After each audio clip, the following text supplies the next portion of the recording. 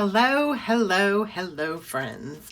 Welcome back to my channel. This has been a video that has been requested quite a bit, so I'm really excited to be doing this for you guys today. This is going to be a review on my CutterPillar Pro paper trimmer. I have had it for a couple months now. I think I got it at the end of June, beginning of July.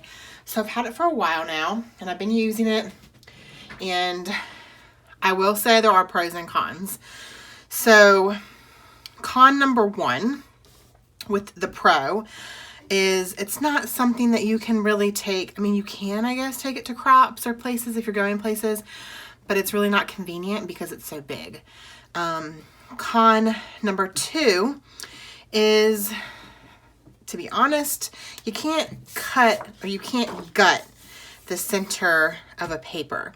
So if I want to save, if I only have one sheet of paper and I want to use it for the background, but not the full background, I just want like a diameter, or not a diameter, an edge around it, but I want to keep that middle to use on another layout or use on the same layout, you can't gut the center.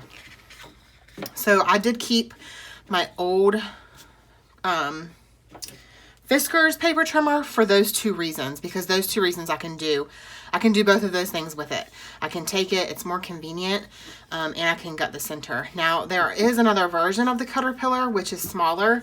I think it's called the CutterPillar Crop, maybe, I believe.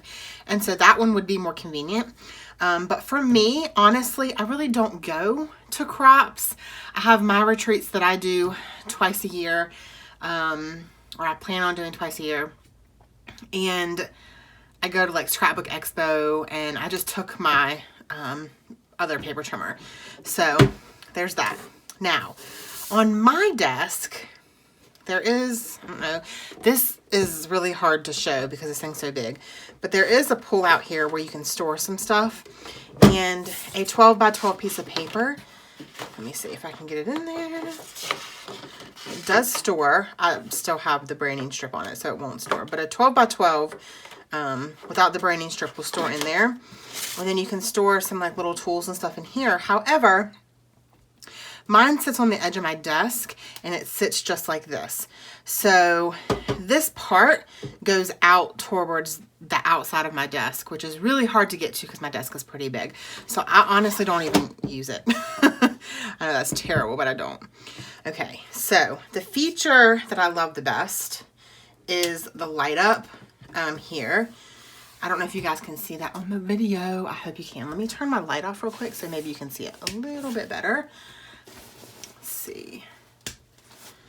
So hopefully you can see that light up.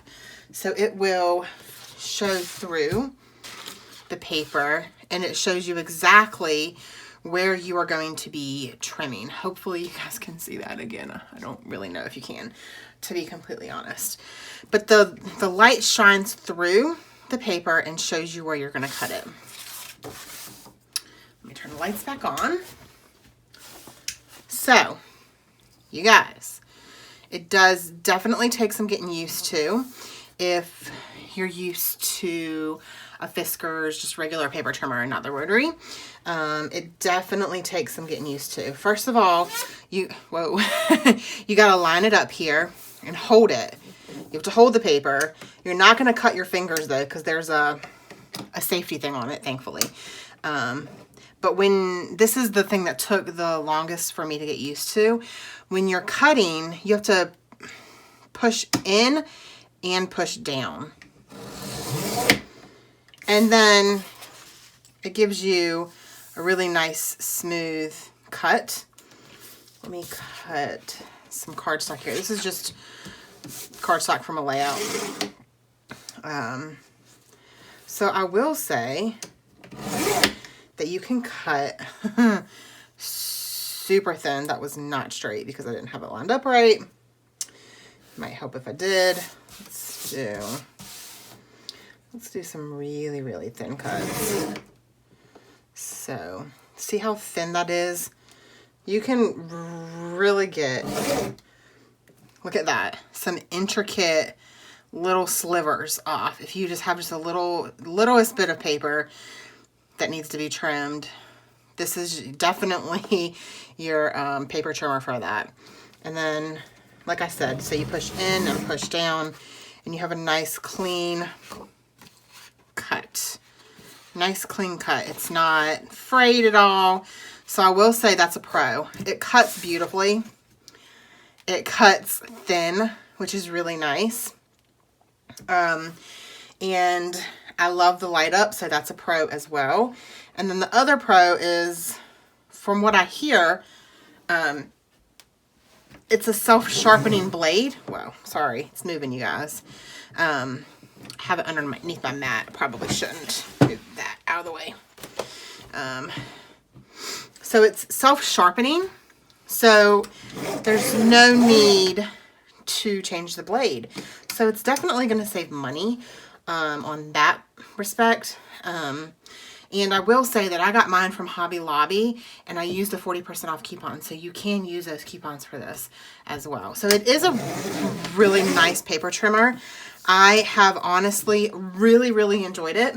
As I said, it does take some getting used to, but those are really, I don't want to make this video too long. Those are really the biggest pros and biggest cons to me. I'll trim a picture as well to show you guys. Just as good of a cut. Perfect. And then you can go in and cut all of these edges as well. Cuts really beautifully, you guys. It really does. Once you get the hang of it. At first, see, I didn't cut right, so I just cut the little tiniest bit. At first, I really was like, oh crap, why did I get this paper trimmer? Because it really did. It took me a while to get used to it, because you have to hold the paper in place, or the photo. You have to get it lined up just right. And you have to get it, you have to push in and push down, which if you're not used to doing, if you've been cutting a certain way for so many years, it is going to take some getting used to.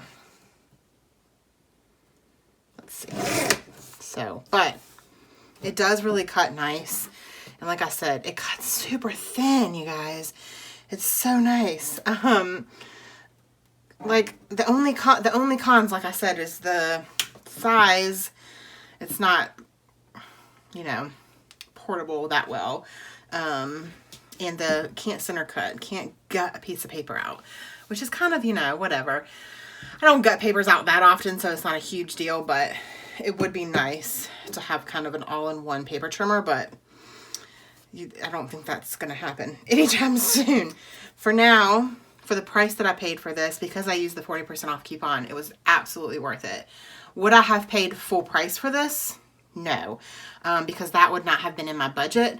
To be completely honest, it just would not have been. It's just not, I'm not willing to pay that much money for a paper trimmer. However, with a coupon, yeah, I think it's completely worth it. And if you're one that goes to crops and one that does a lot of scrapbooking outside of your house and you go places to scrapbook, then I would definitely look into the smaller version of this if you're still wanting to get one of these. I think that there are plenty of review videos on those as well, but my Hobby Lobby just had the Pro and not the small one, so that's what I ended up going with. So I hope this video was helpful in some way to those of you who weren't sure if you wanted to get it or not. If you guys have any questions, I might have missed something, feel free to leave them in the comments below. And don't forget to give this video a thumbs up so you guys help me out a little bit. That helps me know that you guys are enjoying the videos, and I know that you guys are liking my content that's coming out.